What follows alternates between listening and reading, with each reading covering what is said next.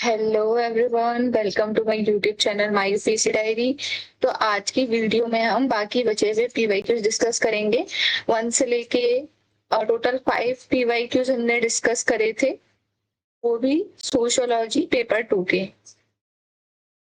2 sociology के हम PYQ 5 discuss कर चुके हैं और बाकी के 6 बचे हुए पीवाईक्यूज हमें अभी कवर करने हैं। तो आपने अगर फर्स्ट पार्ट नहीं देखा है तो फर्स्ट पार्ट आप देख लीजिएगा। और बाकी लास्ट वीडियो का ऑडियो में बहुत ज्यादा प्रॉब्लम था, तो अपॉलॉजीज फॉर दी इनकन्वीनियंस। मैं ट्राई करूंगी कि ऑडियो में दोबारा से ऐसे प्रॉब्लम ना हो ताकि क्लियरली सुनाई दे। चलिए पढ़ाई करते हैं हम। हाँ, ये वाली यूनिट जो है वो है इंडियन सोसाइटी की। और इंडियन सोसाइटी में हम इसमें 3 टॉपिक कवर करेंगे, AR देसाई, MN श्रीनिवास और GS हो रहे हैं। 5 क्वेश्चन में ऑलरेडी फर्स्ट वीडियो में बता चुकी हूँ, बाकी के 6 बचे हुए हैं। तो ये जो 3 थिंक करें ना, इससे हमारे पूरी तरह कंप्लीट हो जाएंगे PYQs। ठीक है, क्वेश्चन नंबर 6 में पूछा है कि analyse AR Desai's view on India's path of development. 2018 का 20 मार्क का क्वेश्चन है ये। तो इसमें हम AR देसाई को इंट्रोड्यूस करेंगे और इनके मार्क्सिस्ट पर्सपेक्टिव को, क्योंकि एक मार्क्सिस्ट है, और आर्ग्यूमेंट में इनका जो एनालिसिस है इंडिया का डेवलपमेंट पाथ और इनका वर्क एक तरह से हमें बताना है पोस्ट इंडिपेंडेंस पाथ पे जो इन्होंने वर्क किया। फिर मेन पॉइंट्स इसमें ये है कि हम फीचर्स बताएंगे, एनालाइज में हमें फीचर्स भी बताने इनके, स्ट्रेटेजी बताएंगे। फिर थिंकल example, sociologist, economic, historical data के साथ सप्लीमेंट करेंगे और अल्टरनेटिव पर्सपेक्टिव क्रिटिसिज्म में प्रोवाइड करेंगे। जैसे दूसरे क्वेश्चन हमने फर्स्ट वीडियो में कवर करे थे, हमने देखा था कि उसमें हर जगह क्रिटिसिज्म डालना कितना इम्पोर्टेंट है। तो यहाँ पे भी क्रिटिसिज्म डालना इम्पोर्टेंट है। यहाँ पे हम एक बैलेंस कंक्लूजन देंगे, इससे हमारा आंसर कंप्लीट हो जाएगा। तो AR देसाई एक प्रोमिनेंट मार्क्सिस्ट सोशियोलॉजिस्ट हैं जिन्होंने इंडियन सोसाइटी को एनालाइज किया था हिस्टोरिकल मटेरियलिस्ट लेंस से। यहाँ पे मैंने इंट्रोडक्शन में बताया भी है ये कि इन्होंने हिस्टोरिकल मटेरियल सेंस में इन्होंने एक्सप्लेन किया था इस चीज को। तो देसाई के अकॉर्डिंग इंडिपेंडेंस के बाद भी इंडिया कैपिटलिस्ट ही रहा था। इसमें फायदा जो था वो हैव्स को हुआ था। और यहाँ पे बर्जोइस का एग्जांपल नहीं दिया है, हैव्स बोलते हैं उन्हें, तो वो देखना है, यहाँ पे वो डालना जरूरी है। जिसमें ये मतलब ज्यादा फायदा हैव्स को हुआ था। देसाई का एनालिसिस क्या है ये देख लेते हैं। नेचर ऑफ स्टेट, देसाई ने देखा था, ये यहाँ पे मेंशन है हैव्स। देसाई कहते हैं कि इंडियन स्टेट एक जो है हैव्स लैंडलॉर्ड अलायंस है, मतलब ये पॉलिसीज बनाता है रिच लोगों के लिए। कैपिटल अक्यूमुलेशन ज्यादा है और रिडिस्ट्रीब्यूशन इसमें कम है। ये मतलब ज्यादा चीजों का जो रिडिस्ट्रीब्यूशन करना चाहिए जिसमें जिससे लोगों में बराबरी, इक्वालिटी है, गैप कम हो, वो कम है। तो ये नेचर ऑफ स्टेट में बताया था इन्होंने। फिर सेकंड है कैपिटलिस्ट मॉडल। कैपिटलिस्ट मॉडल इसमें बताया था कि इंडिया ने 5 ईयर प्लान बनाई, सोशलिज्म के रेटोरिक यूज किया। एक तरह से सोशलिज्म का रेटोरिक यूज हुआ था, बट इंडस्ट्रियलाइजेशन का जो मॉडल था ना वो कैपिटलिस्ट ही था। स्टेट सपोर्ट करते हैं प्राइवेट, मतलब स्टेट सपोर्ट जो था ना वो प्राइवेट इंडस्ट्री को मिलता था इससे। मतलब जो गरीबों को मिलना चाहिए वो प्राइवेट इंडस्ट्री को मिल गया, प्राइवेट ओनरशिप, फॉरेन कैपिटल बना इससे। तो ये इन्होंने बताया था इंडिया का path of development post independence में, हम ये पॉइंट लिखेंगे। फिर तीसरा है agriculture and rural development, land reforms. Land ये वाला पॉइंट मैं एक्सप्लेन कर रही हूँ। लैंड रिफॉर्म्स तो हुए लेकिन अधूरे। जमींदारी एबोल्यूशन हुआ पर लैंडलॉर्डिज्म खत्म नहीं हुआ। ग्रीन रेवोल्यूशन प्रोडक्टिविटी तो बढ़ाता है पर गैप भी बढ़ाता है, रिच और पुअर के बीच में इससे गैप बढ़ गया था। हम जानते हैं कि ग्रीन रेवोल्यूशन से ज्यादा फायदा जो है बिग फार्मर्स को हुआ था और स्मॉल पीजेंट को फायदा कम हुआ था। Industrialisation and labour, industrialisation and labour में इंडस्ट्रीज कैपिटल इंटेंसिव थी, जॉब ज्यादा क्रिएट नहीं हो रही थी, ट्रेड यूनियंस को सप्रेस किया गया, लेबर राइट्स भी कर्टेल हुए। तो ये हम बताएंगे ये देसाई का analysis. New colonial dependence, India foreign technology aid market पर डिपेंडेंट रहा। ये इकोनॉमिक इम्पीरियलिज्म का एक नया फॉर्म है, लेनिन की थ्योरी से लिंक है ये। यहाँ पे लेनिन को बता देंगे हम कि पैरेलल जा रहा है ये लेनिन की थ्योरी के। फिर थिंकर्स और पर्सपेक्टिव बताएंगे। मार्क्स की इकोनॉमिक बेस थ्योरी का देसाई ने इंडिया के कॉन्टेक्स्ट में अप्लाई किया। कार्ल मार्क्स का 4th यूनिट में डिटेल में आपने पढ़ा होगा, इकोनॉमिक बेस सुपर स्ट्रक्चर। तो ये वो देसाई ने इसे लिंक कर दिया था इंडिया के इकोनॉमी से, इंडिया के कैपिटलिस्ट बेस से। फिर लेनिन लेनिन वाला पॉइंट कि लेनिन की इंपीरियलिज्म थ्योरी इंडिया की वेस्टर्न डिपेंडेंस है। और डीपी मुखर्जी ने एलिट ड्रिवन डेवलपमेंट क्रिटिक किया था एक तरह से। वो क्रिटिसाइज कर रहे थे इसे कि ये जो डेवलपमेंट है वो एलिट लोगों का है, एलिट लोगों का डेवलपमेंट हो रहा है इससे, गरीबों का नहीं हो रहा। फिर एम एन श्रीनिवास ने वेस्टर्नाइजेशन संस्कृताइजेशन के थ्रू सोशल चेंज को समझाया था और परदेसाई क्लास पे पढ़ते थे। अब यहाँ पे क्रिटिसिज्म हम देंगे कि ये इकोनॉमिक डिटर्मिनिज्म।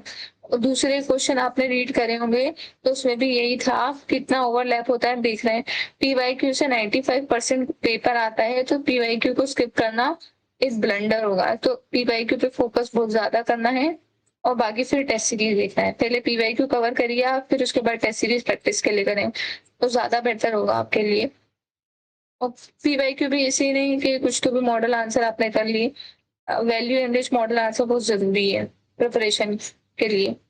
क्रिटिसिज्म में हम लिखेंगे कि लोग कहते हैं कि डिसाइसिव इकोनॉमिक फैक्टर पर ध्यान देते हैं, कल्चरल या पॉलिटिकल फैक्टर इग्नोर हो जाते हैं। इससे वेलफेयर पॉलिसीज को अंडर एस्टिमेट किया है, डेमोक्रेटिक पॉलिटिक्स और सोशल मूवमेंट को भी कम इंपॉर्टेंस दी। कंक्लूजन में बताएंगे देसाई के मार्क्सिस्ट क्रिटिक ने एक्सपोज किया था क्लास स्ट्रक्चर। इसमें क्या हुआ था कि देसाई के आर्गुमेंट आज भी रिलेवेंट है। अगर हम देखें कि कॉर्पोरेट डोमिनेंस, तो एग्रेरियन डिस्ट्रेस है, क्लास इनइक्वालिटी, ये इश्यूज अभी भी इंडिया में है, तो इसलिए इसकी रिलेवेंसी है। इस तरह से हम इसे कंक्लूड कर देंगे।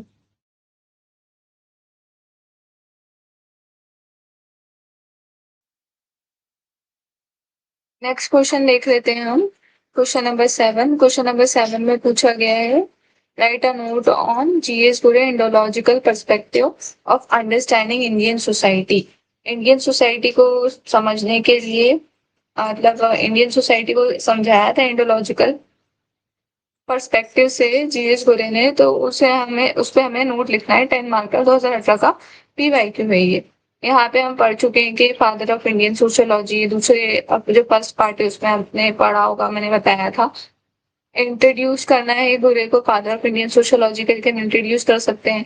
फिर इंटोलॉजिकल पर्सपेक्टिव डिफाइन करेंगे कि वो एंशियंट टेक्स्ट पे डिपेंड, एंशियंट टेक्स्ट के थ्रू इंटरप्रिटेशन लिया था इंडियन सोसाइटी का उन्होंने, तो वो हम बताएंगे इसमें। फिर इनके कोर फीचर्स बताएंगे इंडोलॉजिकल अप्रोच के, टेक्स्ट बेस्ड थी, cultural continuity, holistic view, historical depth, integration with anthropology.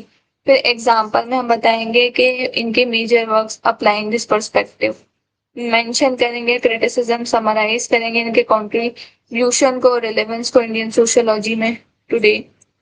और यहाँ पे इंट्रोडक्शन के जीएस गुरे, गुरे को फादर ऑफ इंडियन सोशियोलॉजी कहा जाता है और उन्होंने इंडोलॉजिकल पर्सपेक्टिव दिया। मतलब इंडियन सोसाइटी को स्टडी करो पुराने टेक्स्ट एपिक स्क्रिप्चर के थ्रू, ये बताया है। Sociology of India must draw from the treasure of its own tradition, ये उनके लाइंस हैं। अब यहाँ पे मैंने टेबल के फॉर्मेट में से बताया है। टेक्स्ट बेस्ड एनालिसिस था, एक्सप्लेनेशन में हम बताएंगे कि संस्कृत, प्राकृत, पर्शियन सोर्सेस अवेलेबल थे, उसके टेक्स्ट बेस्ड किए था उनका। और इसमें उन्होंने बताया था, इसमें उन्होंने बताया था कि इनके थ्रू हमें इंटरप्रेट करना है। और ये एग्जाम्पल यहाँ पे मैंने डाला है, वेदास, मनुस्मृति, अर्थशास्त्र, कल्चरल कंटिन्यूटी, ट्रेडिशन दूर दूर तक चल रहे हैं, जैसे कि family, caste norms, joint families. तो ये कल्चरल कंटिन्यूटी को बताता है। ये एग्जाम्पल यहाँ पे लिखा भी है मैंने, ये आप देख सकते हैं स्क्रीन पर। और होलिस्टिक व्यू इन्होंने दिया था, रिलीजन, आर्ट, लॉ, कस्टम, सब कुछ एक साथ स्टडी किया था उन्होंने। एक तरह से होलिस्टिक व्यू दिया था, इसलिए यहाँ पे ये पॉइंट्स हम लिखेंगे, जैसे कि हिंदू किनशिप, इनका जो वर्क था हिंदू किनशिप पे। हिस्टोरिकल डेप्थ इन्होंने प्रोवाइड करी थी, सोसाइटी को हिस्ट्री के कंटेक्स्ट में समझा था इन्होंने, ये पॉइंट में लिखा है। Study of past from ancient to modern, integration of sociology और एंथ्रोपोलॉजी, इंटीग्रेशन में sociology plus anthropology, field work भी किया, टेक्स्ट भी पढ़े, ये दोनों पे मैंने मेंशन किया, so called and their future, ये इनका वर्क है। फिर आगे हम बताएंगे major work caste in race in India, caste system का ओरिजिन वैदिक टाइम से कनेक्ट किया था इन्होंने। Analyse caste system origin in Vedic one link with racial element. फिर kinship organisation in India, marriage के रूल्स को भी स्टडी किया था इन्होंने, गोत्रा, सपिंदा, तो ये सब किनशिप ऑर्गेनाइजेशन वर्क में इनके मेंशन है। फिर इंडियन साधु भी इनका वर्क है, इसमें एस्केटिक की स्टडी पुराना और उपनिषद से करी थी इन्होंने, ये पॉइंट में। इंडियन कॉस्ट्यूम, आर्ट और लिटरेचर से हिस्ट्री ट्रेस करी थी इस वर्क में, ये इनके मेजर वर्क्स हैं। फिर क्रिटिसिज्म, सेक्सुअल सोर्सेस पर ज्यादा फोकस, लोअर कास्ट और वुमेन की रियलिटीज थोड़ी इग्नोर हो गई, ब्राह्मणिकल वाइज और फोक कल्चर को साइड कर दिया, चार्ज को मतलब सॉरी चेंज को कम समझा, ट्रेडिशन पे ज्यादा एम्फेसाइज था इनका। तो ये स्टेटिक व्यू, ब्राह्मणिकल वाइज और ओवर एम्फेसिज्म टेक्सचुअल सोर्सेज में हम लिख देंगे। कंक्लूजन में बता देंगे कि गुरु की अप्रोच इंडियन सोशियोलॉजी को फाउंडेशन देती है, लेकिन आज भी स्कॉलर उनसे इंस्पायर होते हैं। फील्ड वर्क को प्लूरिस्टिक पर्सपेक्टिव के साथ मॉडर्न सोशियोलॉजी में उनका मेथड रिलेवेंट है। तो ये हम एम एन श्रीनिवास को कोट करके फील्ड बेस्ड इकोनोग्राफी के साथ इसे कंक्लूड कर देंगे। तो ये था हमारा क्वेश्चन नंबर 7।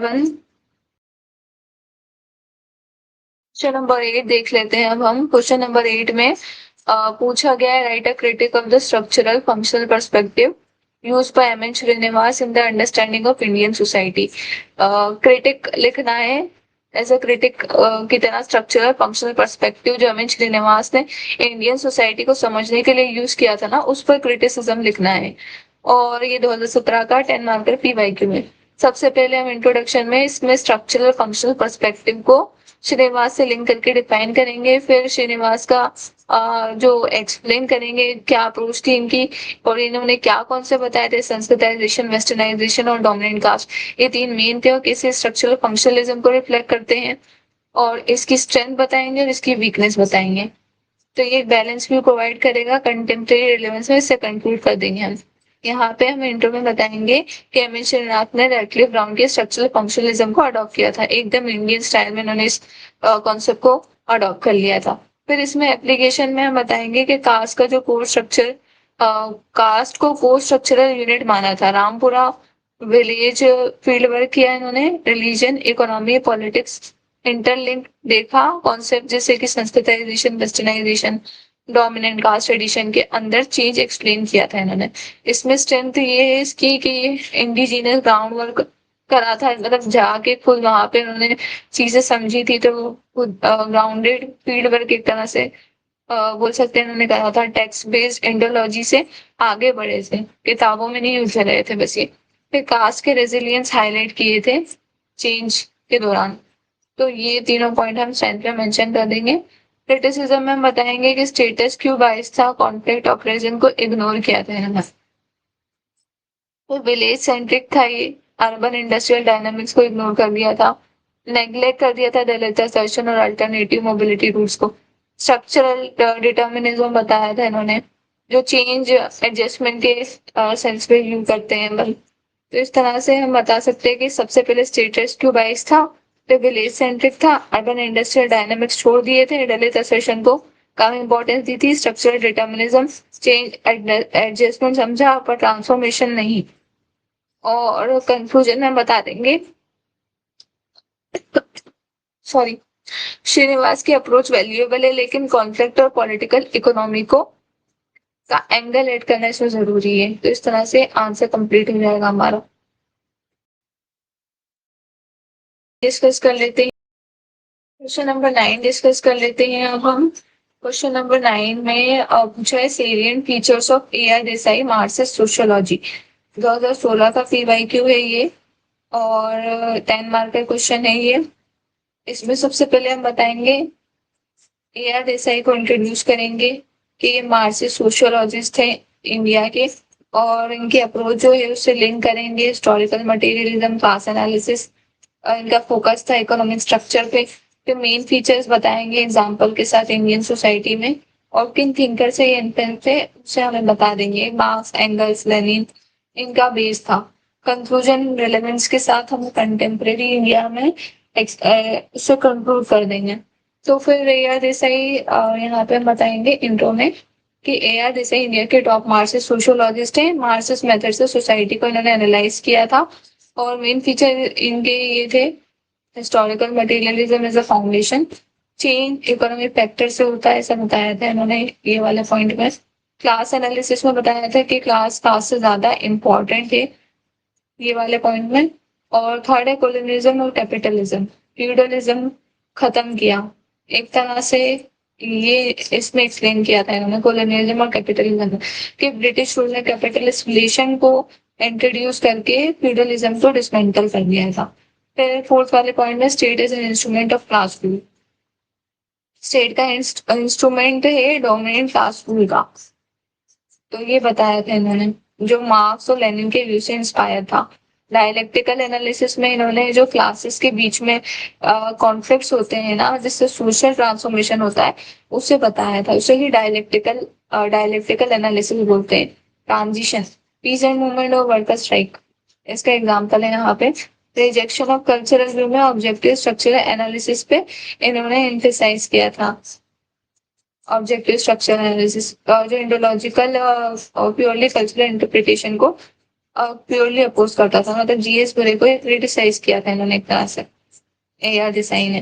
फिर थिंकर एंड इन्फ्लुएंसर बता देंगे मार्क्स, एंगल, लेनिन, देसाई के। मार्क्सिस्ट बेस थे। मार्क्स से इन्होंने हिस्टोरिकल मटेरियलिज्म की प्रेरणा ली थी। लेनिन से इन्होंने स्टेट थ्योरी इंपीरियलिज्म का एनालिसिस किया था, इंडियन कॉन्टेक्स्ट में अप्लाई किया था मार्क्सिस्ट मेथड को एग्रेरियन और कॉलोनियल स्ट्रक्चर में। कंक्लूजन में हम बता देंगे कि देसाई का मॉडर्न इंडियन सोसाइटी को समझने के लिए आज भी रिलेवेंट है, स्पेशली जब तक इकोनॉमी, क्लास और स्टेट के रिलेशन इंपॉर्टेंट है। तो इस तरह से हम इसे कंक्लूड कर देंगे। तो ये हमारा क्वेश्चन नंबर 9।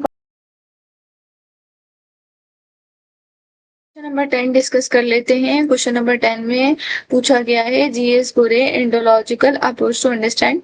सो ये हम वीडियोस में इसमें हमें पूछा गया है जीएस बुरे का इंडोलॉजिकल अप्रोच। ये 2013 का पीवाईक्यू है और ये 10 मार्क का क्वेश्चन है।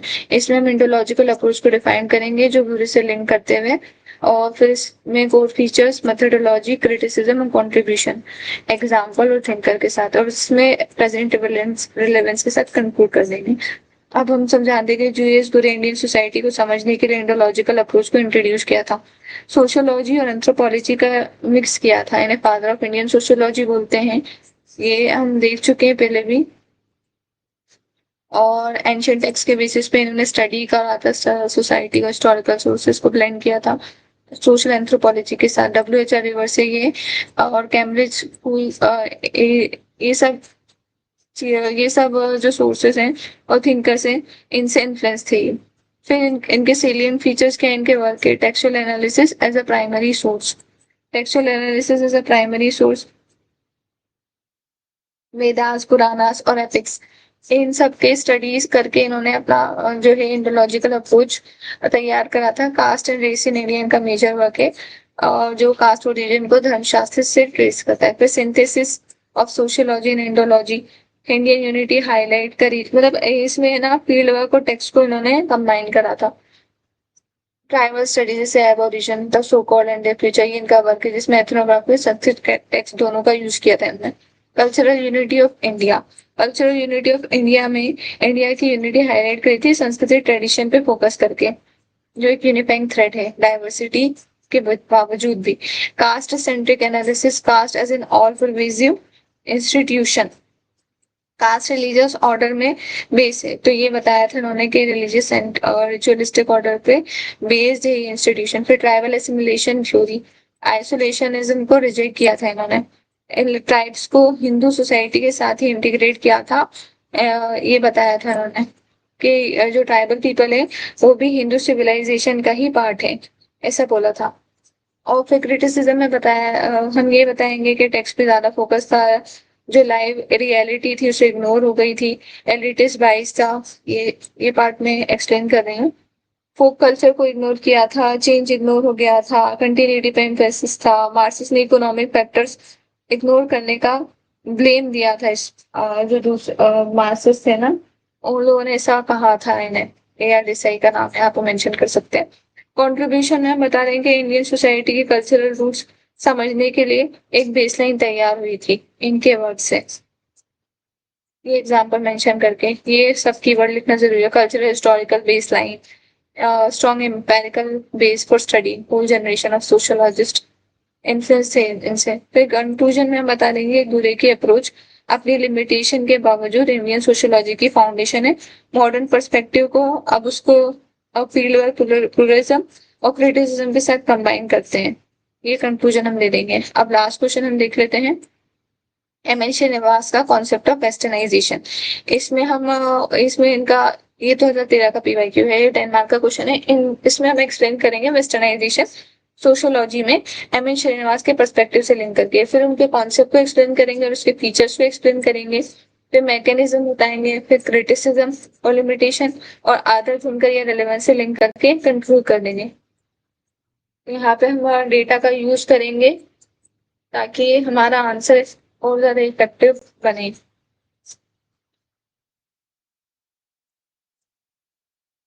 यहाँ पे इंट्रोडक्शन में हम बताएंगे कि एम.एन. श्रीनिवास ने वेस्टर्नाइजेशन का कॉन्सेप्ट को पॉपुलर किया था, मतलब Indian society western institution idea lifestyle को अडॉप्ट करना। तो ये वेस्टर्नाइजेशन होता है, लाइफस्टाइल को अडॉप्ट करना। फिर कॉन्सेप्ट में बता देंगे कि वेस्टर्न कल्चर मॉडर्न वैल्यूज जैसे कि इंडस्ट्रियल वर्क एथिक्स, डेमोक्रेसी और रैशनैलिटी ये हमने अडॉप्ट करे थे, तो ये अर्बन लाइफस्टाइल का पार्ट थे। It is often link to modernisation, पर ये कल्चरल स्पेसिफिक थे। सारे वेस्टर्न ट्रेड्स को हमने यूनिफॉर्मली अडॉप्ट नहीं किया था। श्रीनिवास ने डिफाइन किया था कि one of the channel social change की ये थी कि संस्कृताइजेशन और अर्बनाइजेशन, ये दो चीजें सोशल चेंज की चैनल बताई थी इन्होंने। और की फीचर्स में बताएंगे, की फीचर्स में ये बताएंगे कि वेस्टर्न एजुकेशन का अडॉप्शन, इंग्लिश एजुकेशन जो कॉलोनियल रूल ने इंट्रोड्यूस करी थी, जिससे class of educated class Indian का क्रिएशन हुआ था, एजुकेटेड क्लास बनी थी। तो पोस्ट इंडिपेंडेंस का जो एक्सपांशन हुआ था ना, वो हायर एजुकेशन इंस्टीट्यूशन का की वजह से हुआ था, वो भी इंग्लिश स्पीकिंग मिडिल क्लास के थ्रू हुआ था। लीगल और पॉलिटिकल इंस्टीट्यूशन, पार्लियामेंट्री डेमोक्रेसी के ideas, modern judiciary, codify law, इन सब ने जो ट्रेडिशनल सिस्टम हुआ करते थे उसे रिप्लेस कर दिया था। यहाँ पे इंडियन कॉन्स्टिट्यूशन और Panchayati Raj reforms. Urban occupational change, urban occupational change बताएंगे हम कि migration to cities, urban lifestyle, nuclear families, ये चेंज हुए थे। ऑक्यूपेशनल शिफ्ट में हम बता रहे हैं कि agriculture to industry and services, ये हम बता सकते हैं। Lifestyle and cultural change, western clothing अपनाई थी, सूट बूट में आ गए थे धोती कुर्ते से। फूड हैबिट्स बदल गई थी। एंटरटेनमेंट, सिनेमा मीडिया में जाने लग गए थे, कंज्यूमरिज्म बढ़ गया था। मल्टीनेशनल ब्रांड्स का adoption, western festivals urban India में, तो ये सब वेस्टर्नाइजेशन के इफेक्ट से। मिडिल क्लास मोबिलिटी और एस्पायरेशन, अपवर्ड मोबिलिटी बढ़ी थी, जैसे कि ड्राइवर का बेटा ड्राइवर भी बनेगा, ड्राइवर का बेटा आईएएस भी बन सकता है, इंजीनियर भी बन सकता है, डॉक्टर भी बन सकता है और बन सकती भी है। एस्पायरेशन, मॉडर्निटी और चेंज के कास्ट रिलेशन को लेके। मैकेनिज्म, वेस्टर्नाइजेशन में हम बताएंगे कोलोनिज्म और एजुकेशन, वेस्टर्न आइडियाज का इंट्रोड्यूस करना, ये मैकेनिज्म था कोलोनिज्म के थ्रू आया। मीडिया कम्युनिकेशन, ये डायग्राम के फॉर्म में भी बता सकते हैं, इससे हमारा प्रेजेंटेशन बहुत ही अच्छा हो जाएगा। मैकेनिज्म को हम ना एक डायग्राम फॉर्मेट में डाल सकते हैं। मैं ट्राई करूंगी कि एक डायग्राम का भी सीरीज में ले आऊं, ये डायग्राम के थ्रू हम जो की कॉन्सेप्ट है वो कैसे बता सकते हैं, क्योंकि आंसर तो अपन सब लिखते हैं, लेकिन डायग्राम फिगर्स ऐसे फ्लो चार्ट रिप्रेजेंटेशन काम करते हैं तो सबको एक जैसे मार्क्स मिलते हैं। अगर हम डायग्राम ऐड करेंगे तो हमारे मार्क्स और बढ़ सकते हैं इससे। तो मैं वो भी लेके आऊंगी, side by side unit wise में डालती रहूंगी, तो आप वो देखते रहिएगा, तो इससे भी आपको आपकी स्किल्स इंप्रूव होंगी वैल्यू एडिशन के लिए। इंडिया के सेंस में अपर मिडिल क्लास ने जो न्यूक्लियर फैमिलीज की प्रैक्टिस अडॉप्ट करी थी, इंग्लिश एजुकेशन और वेस्टर्न अटायर, ये हम एग्जाम्पल में लिखेंगे। Cinema and pop culture, Bollywood का जो इन्फ्लुएंस है, बॉलीवुड के ऊपर जो हॉलीवुड का इन्फ्लुएंस है, technology adoption, smartphones, digital payment, online education, और भी बहुत सही चीजें लिख सकते हैं हम यहाँ पे।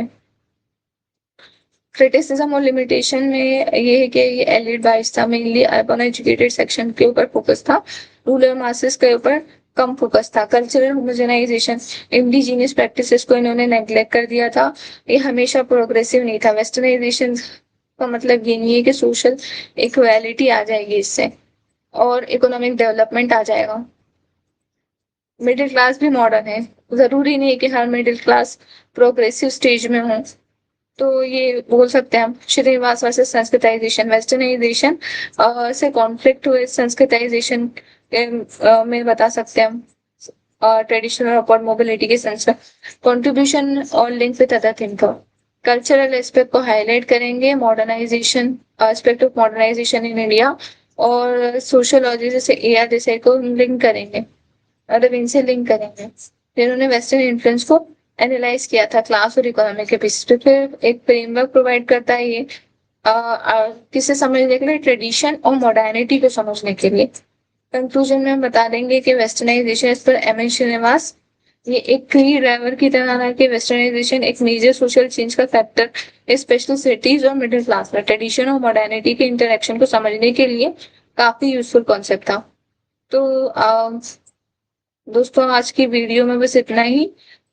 नेक्स्ट वीडियो में हम बाकी सोशियोलॉजी पेपर 1 के यूनिट सेकंड को कवर करेंगे PYQ मॉडल आंसर्स के थ्रू। अगर आपको वीडियो पसंद आया हो तो चैनल को लाइक और सब्सक्राइब करना मत भूलिएगा। मैं एक बार ये शो कर देती हूँ, अगर आप नोट्स बना रहे हो तो वो आप बना लेंगे। ये शो कर देती हूँ।